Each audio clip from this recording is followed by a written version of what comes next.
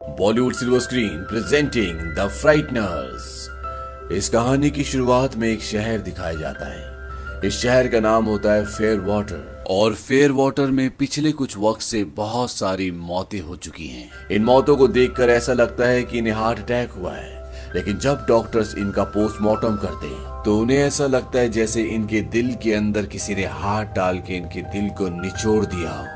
Fair water पूरा शहर दहशत में है क्योंकि पिछले 4 सालों में 30 मौतें हो चुकी हैं और आज से 30 साल पहले भी ऐसा ही कुछ हुआ था। शहर के लोगों का मानना है कि शैडो ऑफ डेथ यानी कि मौत का साया शहर में वापस आ चुका है। इसी शहर में एक आदमी रहता है जिसका नाम है फ्रैंक बैनिस्टर और कुछ सालों पहले फ्रैंक बैनिस्टर की पत्नी की एक कार दुर्घटना में मौत हो गई। फ्रैंक बैनिस्टर भी उस कार में था लेकिन वो बच गया, पर इस दुर्घटना ने उसकी पूरी जिंदगी बदल दी। इस दुर्घटना के बाद फ्रैंक बैनिस्टर को आत्माएं दिखना शुरू हो जाती है। वो किसी भी आत्मा को देख सकता है, उनसे बातें कर सकता है और ऐसी 3 आत्माओं से उसकी दोस्ती भी होती है। इनमें से एक का नाम होता है साइरस, जिसकी मौत 1970 में हुई थी और अपने वक्त में जब ये जिंदा था तो एक गैंगस्टर था। दूसरे का नाम होता है नर्ड और तीसरे का द जज, क्योंकि ये एक जज था। अपनी पत्नी की मौत के बाद फ्रैंक ने अपना काम छोड़ दिया और अब वो उन लोगों के घरों से भूत प्रेत को भगाता है जिनके घरों में भूत प्रेतों का साया होता है। बदले में उनसे पैसे लेता है। फ्रैंक एक दिन जब गाड़ी चला रहा होता है तो उसका ध्यान भटक जाता है और वो एक आदमी के लॉन के अंदर घुस जाता है, जिससे उसका काफी नुकसान हो जाता है। इसका नाम रे होता है। फ्रैंक रे को अपना विजिटिंग कार्ड देता है। वो कहता है जितना भी तुम्हारा नुकसान हुआ है मैं उसे भर दूंगा, और ये कहकर वो वहां से चला जाता है। रे की पत्नी का नाम लूसी होता है और वो एक फिजिशियन, एक डॉक्टर है और वो एक घर में जाती है। इस घर में एक बूढ़ी औरत रहती है जिसका नाम है मिसेस ब्रैडली और ये कभी एक साइकाइट्रिस्ट थी। ये अपनी बेटी के साथ इस घर में रहती है। इसकी बेटी का नाम पट्रिशिया है और लूसी यहाँ पर इसलिए आई है क्योंकि पट्रिशिया का हाथ चाकू से सब्जी काटते हुए कट जाता है। हाथ में घाव बहुत गहरा होता है और लूसी चाहती है कि वो पट्रिशिया को हॉस्पिटल ले जाए, लेकिन पट्रिशिया की मॉम मिसेस ब्रैडली ऐसा करने से उसे मना कर देती है। वो कहती है कि पट्रिशिया कभी घर से बाहर नहीं जाती और लूसी को वहां से जाने के लिए कहती है, लेकिन लूसी पट्रिशिया के गले पर कुछ गहरे घाव के निशान देखती है। लूसी पट्रिशिया से पूछती है ये तुम्हारे साथ किसने किया, पर इससे पहले कि पट्रिशिया कोई जवाब देती उसकी मॉम लूसी को वहां से जाने के लिए कहती है। लूसी वापस अपने घर पर आ जाती है जहाँ पर उसका पति रे है और जब रे और लूसी घर पर होते हैं तभी उनके घर में अजीब अजीब चीजें होना शुरू हो जाती है। लूसी जिस बेड के ऊपर बैठी होती है वो हवा में उड़ना शुरू हो जाता है और घर की सारी चीजें हिलना शुरू हो जाती है। लूसी समझ जाती है कि उनके घर में कोई साया है, कोई भूत है और वो फ्रैंक को कॉल करती है। फ्रैंक वहां पर आ जाता है। फ्रैंक कहता है कि आज तक मैंने जितने भी केस देखे ये उसमें सबसे खतरनाक है, लेकिन मैं इसे हैंडल कर लूंगा और मेरी फीस होगी $400, पर तुम्हें पैसे देने की जरूरत नहीं है। आज सुबह मेरी गाड़ी से जो तुम्हारे लॉन का नुकसान हुआ था ये काम मैं उस नुकसान के बदले कर दूंगा, और फ्रैंक उनका काम कर देता है। फ्रैंक कहता है कि मैंने तुम्हारे घर से भूतों को भगा दिया है, और जब वो लूसी के पति रे से बात कर रहा होता है तभी उसे रे के फोरहेड पर एक नंबर दिखता है और ये नंबर होता है 37। फ्रैंक इस नंबर को देखकर हैरान होता है और वो कहता है तुम्हारे सिर पर नंबर कैसा है, लेकिन रे उसकी बातों पर विश्वास नहीं करता और उसे घर से जाने के लिए कहता है। फ्रैंक वहां से चला जाता और तभी रे के घर की दीवार पर एक साया उभरता है। वहीं दूसरी तरफ ये दिखाया जाता है कि फ्रैंक ने जानबूझकर रे के घर पर उन आत्माओं को भेजा था जो उसकी दोस्त हैं, ताकि वो रे को डराएं और जब रे फ्रैंक को बुलाएं तो वो उसके इस काम के बदले में उसका वो नुकसान ना भरे जो उसने सुबह उसके घर पर किया था। अब अगले दिन जब फ्रैंक सड़क पर चल रहा होता है तो तभी वो देखता है कि सामने से रे उसकी तरफ भागता हुआ आ रहा है, लेकिन ये रे नहीं होता बल्कि उसकी आत्मा होती है। वो फ्रैंक से टकराता है, ये दोनों गिर जाते हैं और रे उसे बोलता है कि मुझे बचा लो, वो लोग मुझे दफनाने वाले हैं। फ्रैंक रे को बोलता है कि तुम मर चुके हो, अब मैं कुछ नहीं कर सकता। इसके बाद ये दोनों उस जगह जाते हैं जहां पर रे को दफनाया जा रहा होता है और वहां पर रे की पत्नी लूसी फ्रैंक से कहती है कि पूरी दुनिया तुम्हें ढोंगी कहती है, लेकिन मुझे तुम पर विश्वास है, क्या तुम रे को देख सकते हो? फ्रैंक कहता है कि हाँ। और अब लूसी और फ्रैंक एक रेस्टोरेंट में मिलते हैं। वहां पर लूसी फ्रैंक से कहती है क्या तुम रे की आत्मा से पूछ सकते हो कि उसने मेरे $15,000 कहां पर इन्वेस्ट किए? रे की आत्मा फ्रैंक को बताती है कि वो उसने एक गलत इन्वेस्टमेंट में गवा दिए। फ्रैंक ये बात लूसी को बताता है। लूसी को इस बात से दुख होता है। लूसी फ्रैंक से कहती है कि मैं और रे कभी भी एक दूसरे के लिए ईमानदार नहीं थे, हमारी शादी कोई अच्छी शादी नहीं थी। और बातों ही बातों में फ्रैंक रे की पत्नी के हाथ के ऊपर हाथ रख देता है। इस बात से रे को गुस्सा आता है और वो वाइन का गिलास गिरा देता है, जिससे फ्रैंक के कपड़े खराब हो जाते हैं। और इसके बाद फ्रैंक वॉशरूम में जाता है और वहां पर उसे एक आदमी दिखता है और उसके फोरहेड पर भी उसे वैसा ही नंबर दिखता है जैसा उसे रे के फोरहेड पर दिखा था, और ये नंबर होता है 38, जबकि रे के फोरहेड पर उसे 37 दिखा था। और अब फ्रैंक समझ जाता है यहाँ पर कुछ ना कुछ गड़बड़ है। वो चारों तरफ ढूंढना शुरू करता है, यहाँ पर कोई आत्मा तो नहीं है। तभी मिरर से एक काला साया बाहर निकलता है और वो उस आदमी के दिल के अंदर हाथ डालकर उसके दिल को पूरी तरह से मसल देती है, जिस वजह से उस आदमी की मौत हो जाती है। फ्रैंक ये सब कुछ देख लेता है और तभी उस आदमी की आत्मा उसके शरीर से बाहर निकलती है और वहां पर रोशनी का एक दूसरी दुनिया का दरवाजा खुलता है और उसकी आत्मा उसके अंदर चली जाती है। इसके बाद फ्रैंक अपनी गाड़ी से उस साये का पीछा करता है, क्योंकि वो समझ चुका है कि इस शहर में जितनी भी मौतें हुई हैं वो इस साये की वजह से हुई है। लेकिन वो उस साये को पकड़ नहीं पाता, वो उससे दूर निकल जाता है। वहीं अब लूसी को पुलिस स्टेशन में बुलाया जाता है, क्योंकि पुलिस को पहले से फ्रैंक के ऊपर शक होता है। और वहां पर जहां पर अब ये आखिरी मौत हुई है वहां पर फ्रैंक भी लूसी के साथ था, इसीलिए वो लूसी से पूरी घटना के बारे में जानना चाहते हैं। यहाँ पर FBI का एक एजेंट भी आता है और वो लूसी को बताता है कि आज से 7 साल पहले जब फ्रैंक एक आर्किटेक्ट था, वो अपना घर बना रहा था, उसका उस दिन अपनी पत्नी से झगड़ा हुआ और इसके बाद ये दोनों गाड़ी से वहां से निकल गए और कुछ ही देर बाद इनकी गाड़ी का एक्सीडेंट हो गया, जिसमें फ्रैंक की पत्नी की मृत्यु हो गई। और जब हमें उसकी डेड बॉडी मिली तो उसके फोरहेड पर चाकू से 13 नंबर लिखा था। फ्रैंक हमेशा अपनी गाड़ी के पीछे एक यूटिलिटी नाइफ रखता था और वो नाइफ हमें कभी नहीं मिला। आज तक हम उसकी तलाश कर रहे हैं और जब हमें फ्रैंक मिला तो 2 घंटे बीत चुके थे और उसका ये कहना था कि उसे कुछ भी याद नहीं है। दूसरी तरफ फ्रैंक पूरी तरह से परेशान होता है और तभी उसे आसमान से एक रोशनी धरती की ओर आती हुई नजर आती है। ये वो रोशनी है जो आत्माओं को अपने साथ ले जाती है और फ्रैंक समझ जाता है कि वहां पर किसी की मौत हुई है और फ्रैंक उस तरफ जाता है और वो वहां पर देखता है कि एक जवान लड़के की मौत हो चुकी है और फ्रैंक समझ जाता है कि इसे भी उसी साये ने मारा है, जिसे यहाँ के लोग ग्रीम रीपर कहते हैं, क्योंकि फ्रैंक को वहां पर उस लड़के की आत्मा के फोरहेड पर नंबर 39 दिखता है, यानी कि आज तक वो साया 39 लोगों को मार चुका है। अब फ्रैंक यहाँ से जा ही रहा होता है कि तभी वहां पर एक लेडी होती है, उसे उसके सिर पर 40 नंबर लिखा हुआ नजर आता है। फ्रैंक इसे पहले से जानता है क्योंकि ये एक न्यूज़पेपर की एडिटर है और वो फ्रैंक को बोलती है कि तुम्हारे लिए यहाँ पर कोई भी पैसा नहीं है, क्योंकि ये फ्रैंक को एक ढोंगी समझती है। फ्रैंक कहता है कि अगला नंबर तुम्हारा है, क्योंकि उसने उसके फोरहेड पर 40 नंबर देख लिया होता है। एडिटर कहती है क्या तुम मुझे धमकी दे रहे हो?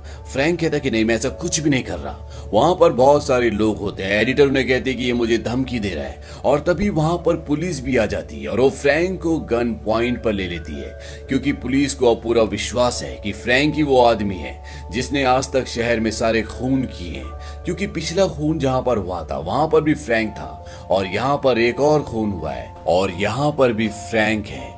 और तभी फ्रैंक को वही साया दिखता है जिसने आज तक ये सारे खून किए हैं, लेकिन फ्रैंक के अलावा उसे कोई भी नहीं देख सकता क्योंकि वो इंसान नहीं है। और जैसे वो काला साया उस एडिटर को मारने वाला होता है तो फ्रैंक की जो 3 आत्माएं दोस्त हैं, जिसमें से एक जज है, वो उस काले साये पर कई गोलियां चलाता है, जिससे वो काला साया वहां से भाग जाता है।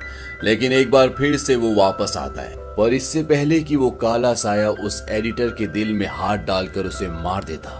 फ्रैंक की यहाँ पर जो 2 और आत्माएं दोस्त होती हैं, फ्रैंक उनकी मदद से एडिटर को अपनी गाड़ी में यहाँ से लेकर भाग जाता है, लेकिन वो काला साया इन दोनों का पीछा करता है और फ्रैंक की गाड़ी का एक्सीडेंट हो जाता है और वो काला साया वहां पर आता है और वो एडिटर के दिल में हाथ डालकर उसे मार देता है। फ्रैंक चाहकर भी उसे नहीं बचा पाता। एडिटर की मौत उसी तरह से हुई होती है जिस तरह से उसकी पत्नी की मौत हुई थी, लेकिन उसे अपनी पत्नी की मौत के बारे में कुछ भी याद नहीं होता। पर यहाँ पर उसे अपनी पत्नी की मौत की उसकी डेड बॉडी की एक झलक दिखती है, जिसके फोरहेड पर नंबर 13 लिखा होता है। और अब एडिटर की आत्मा उसके शरीर से बाहर निकल जाती है और वो कहती है कि तुम्हें मुझे मारकर क्या मिला, तुमने अपनी पत्नी का भी खून किया था। इस बात से फ्रैंक पूरी तरह से डिस्टर्ब हो जाता है और वो सीधा पुलिस स्टेशन जाता है, जहां पर पुलिस अभी भी लूसी से पूछताछ कर रही है। फ्रैंक उन्हें बताता है कि एडिटर मर चुकी है और इसके बाद फ्रैंक को अरेस्ट कर लिया जाता है। यहाँ पर जो FBI का एजेंट होता है वो फ्रैंक से पूछताछ करता है और फ्रैंक उसे बताता है कि एक काला साया है जिसने सब कुछ किया है। लेकिन FBI के एजेंट को लगता है कि फ्रैंक की दिमागी हालत खराब है, उसने खुद ये सारे खून किए हैं जिसके बारे में शायद उसे खुद भी नहीं पता। और वो फ्रैंक को भी इन बातों पर यकीन दिलाने की कोशिश करता है। वो उसे बताता है कि जिन भी सायों को, जिन आत्माओं को तुम देखते हो वो सिर्फ तुम्हारी एक कल्पना, एक भ्रम है। और अब कहीं ना कहीं फ्रैंक को भी इस बात पर यकीन होना शुरू हो जाता है, क्योंकि जब वहां पर वो दो आत्माएं साइरस और नर्ड जो कि उसकी दोस्त है वो वहां पर आती है, तो फ्रैंक उन्हें नहीं देख पाता, क्योंकि कहीं ना कहीं उसके दिमाग ने ये विश्वास करना शुरू कर दिया है कि जो FBI का एजेंट कह रहा था वो सही कह रहा था। वहीं दूसरी तरफ लूसी अब फ्रैंक के घर पर जाती है और जब वो घर पर जाती है तो वहां पर एक रिकॉर्डेड कॉल होता है और ये कॉल होता है पैट्रिशिया की मॉम का। पैट्रिशिया वही लड़की है जिसने इस कहानी की शुरुआत में चाकू से अपना हाथ काट लिया था। और लूसी जब पैट्रिशिया की मॉम की कॉल सुनती है तो उसमें पैट्रिशिया की मॉम बोलती है कि मेरी बेटी शैतान के संपर्क में है और उसी ने उसे घर पर बुलाया है, मुझे आपकी मदद की जरूरत है। लूसी को लगता है कि पैट्रिशिया की मॉम की दिमागी हालत ठीक नहीं है, क्योंकि जब वो पैट्रिशिया के घर पर गई थी तो उसके गले पर कुछ निशान थे और लूसी को ऐसा लगता है कि ये निशान पैट्रिशिया की मॉम ने उसे दिए हैं। लूसी पैट्रिशिया के घर पर पहुंच जाती है। उसकी मॉम उस वक्त वहां पर नहीं होती। लूसी पैट्रिशिया से कहती है कि तुम्हारी मॉम को दिमागी बीमारी है, तुम्हें इस घर से बाहर निकलना होगा। लेकिन पैट्रिशिया इस घर से बाहर नहीं निकलना चाहती। वो लूसी से कहती है कि तुम नहीं समझोगी, और ये कहते हुए वो एक जार की तरफ देखती है। और जब लूसी उसे उठाने वाली होती है ये पूछने के लिए कि इसमें क्या है, पैट्रिशिया उससे पहले उसे उठा लेती है। वो कहती है कि इसमें मेरे पिता की अस्थियां हैं, उन्होंने मर्डर किया और उसके बाद अपनी खुद की जान ले ली। और मेरी मॉम ये सोचती है कि उनकी मौत की जिम्मेदार मैं हूँ, इसीलिए उनकी अस्थियां मुझे अपने कमरे में रखनी पड़ती हैं। अब पैट्रिशिया की मॉम घर पर वापस आ जाती है और पैट्रिशिया लूसी को एल्मीरा के अंदर छुपा देती है और लूसी को एल्मीरा के अंदर वो चाकू मिलता है जो फ्रैंक का होता है, जिससे फ्रैंक की मरी हुई पत्नी के सिर पर नंबर 13 लिखा गया था, जिसे पुलिस कई सालों से ढूंढ रही है। लूसी इस बात से हैरान हो जाती है और वो किसी तरह से घर से निकलकर सीधा फ्रैंक के पास जेल में जाती है। लेकिन फ्रैंक लूसी की किसी भी बात पर विश्वास नहीं करना चाहता। लूसी उसे विश्वास दिलाती है और फ्रैंक एक बार फिर से वापस अपनी नॉर्मल चेतना में आ जाता है। लेकिन तभी फ्रैंक देखता है कि लूसी के फोरहेड पर लिखा होता है 41, यानी कि उस काले साये का अगला शिकार अब लूसी है। और तभी वहां पर वो काला साया आता है। फ्रैंक उस पर हमला करने की कोशिश करता है, लेकिन फ्रैंक उसे छू नहीं सकता। और वो साया जैसे ही लूसी के दिल के अंदर हाथ डालता है, वहां पर साइरस और नर्ड, वो दो आत्माएं जो फ्रैंक की दोस्त हैं, वो दोनों वहां पर आ जाती हैं और उस साये को वहां से धकेल कर ले जाती हैं।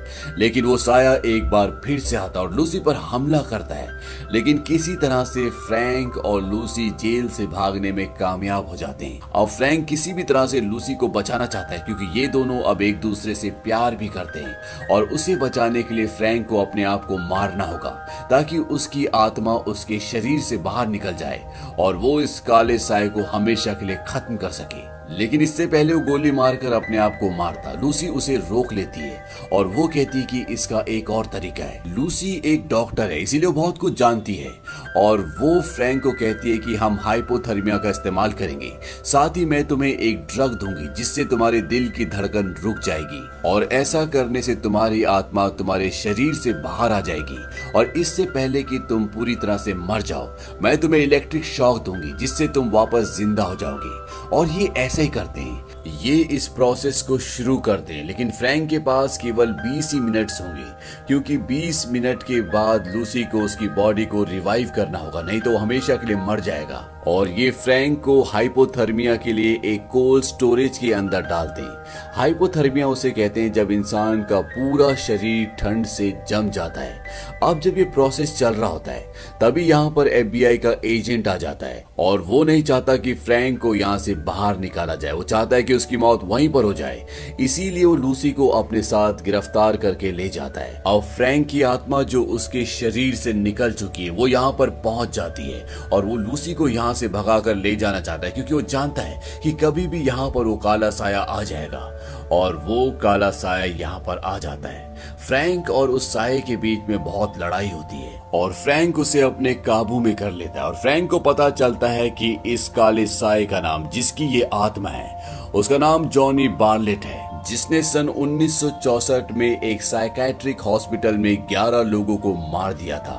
और वो ऐसा इसलिए कर रहा था क्योंकि वो इस दुनिया का सबसे बड़ा सीरियल किलर बनना चाहता था। इन सब कामों में उसका साथ दिया था पैट्रिशिया ने, लेकिन उस वक्त पैट्रिशिया की उम्र मात्र 15 साल थी और पैट्रिशिया जॉन बार्लेट से बहुत प्यार करती थी, इसीलिए इन दोनों ने मिलकर ये किया। लेकिन पैट्रिशिया नाबालिग थी, इसीलिए उसे उम्र कैद की सजा हुई, जबकि जॉनी बार्लेट को सजाए मौत दी गई। अब इससे पहले कि फ्रैंक की आत्मा जॉनी बार्लेट की आत्मा को पूरी तरह से खत्म कर दी, लूसी वापस उस जगह पर पहुंच जाती है जहां पर फ्रैंक की बॉडी है और वो उसकी बॉडी में इलेक्ट्रिक शॉक लगाती है, जिससे फ्रैंक की आत्मा, उसकी चेतना वापस उसकी बॉडी में आ जाती है। लेकिन वापस आने से पहले फ्रैंक की आत्मा ने जॉनी बार्लेट की उस शक्ति को, उस काले चोगे को जिसके पीछे उसकी आत्मा छुपी रहती थी, उससे छीन लेती है।